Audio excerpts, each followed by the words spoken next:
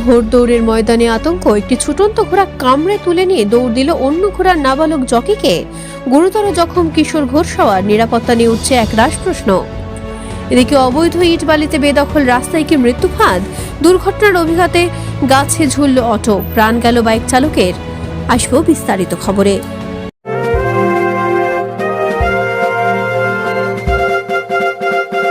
টেরা পোশাকের ঠিকানা তো একটাই, রামকৃষ্ণের 1 থেকে 4 তলাটায়।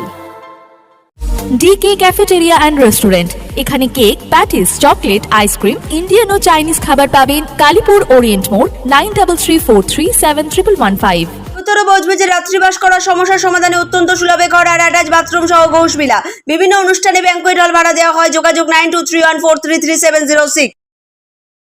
সুস্বাদু জিভে জলানা খাবার মানে দারুণ delights. Cake, patties, chocolate, ice cream, pastry পাবেন আমাদের কাউন্টারে, যা নিজস্ব কারখানায় তৈরি। পূজালী ওরিয়েন্ট মোড়, বজবজ পোকপাড়ি। নতুন ফ্র্যাঞ্চাইজি নিতে যোগাযোগ করুন 9334371115।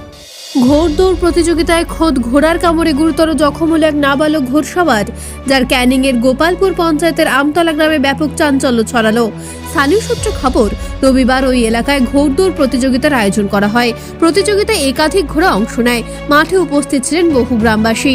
প্রতিযোগিতা চলাকালীন হঠাৎই একটি ঘোড়া নিয়ন্ত্রণ হারিয়ে ফেলে। ছুটন্ত অবস্থায় সামনের ঘোড়ার সহিষ্ণুকে কামড়ে ধরে ঘোড়াটি। প্রত্যক্ষদর্শীদের দাবি, মাত্র 11 বছর বয়সী ঘোড়সওয়ারকে কামড়ে মুখে ঝুলিয়ে প্রায় 1 মিনিটের মতো দৌড়তে থাকে ঘোড়াটি। মুহূর্তের মধ্যে গোটা এলাকায় আতঙ্ক ছড়িয়ে পড়ে। ঘটনাস্থলে উপস্থিত লোকজন কোনো রকমে শিশুটিকে উদ্ধার করেন।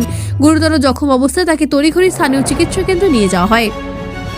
চিকিৎসকের তৎপরতায় বর্তমানে সে সুস্থ রয়েছে বলে জানা গিয়েছে। এই ঘটনায় ঘোড়দৌড় প্রতিযোগিতার নিরাপত্তা ব্যবস্থা নিয়েই প্রশ্ন উঠতে শুরু করেছে। স্থানীয় বাসিন্দাদের একাংশের দাবি, ভবিষ্যতে আরও কড়া নিরাপত্তা ও প্রশাসনিক নজরদারি প্রয়োজন।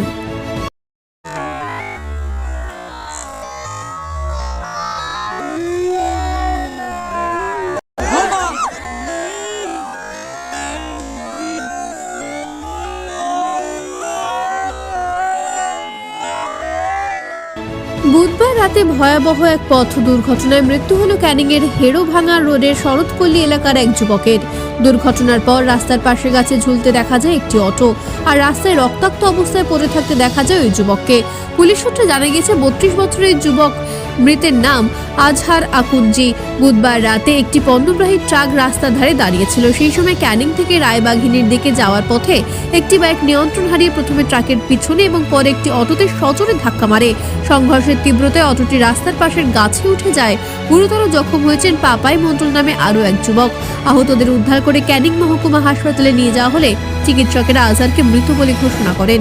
খবর পেয়ে ঘটনাস্থলে পৌঁছে দুর্ঘটনাগ্রস্ত অটো, বাইক ও ট্রাকটি আটক করেছে ক্যানিং থানার পুলিশ।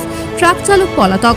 এলাকাবাসীর অভিযোগ, রাস্তার পাশে অবাধে ইট, বালি ও নির্মাণ সামগ্রী রাখার ফলেই দুর্ঘটনার ঝুঁকি বাড়ছে। এই মর্মান্তিক ঘটনায় গোটা এলাকায় নেমে এসেছে শোকের ছায়া।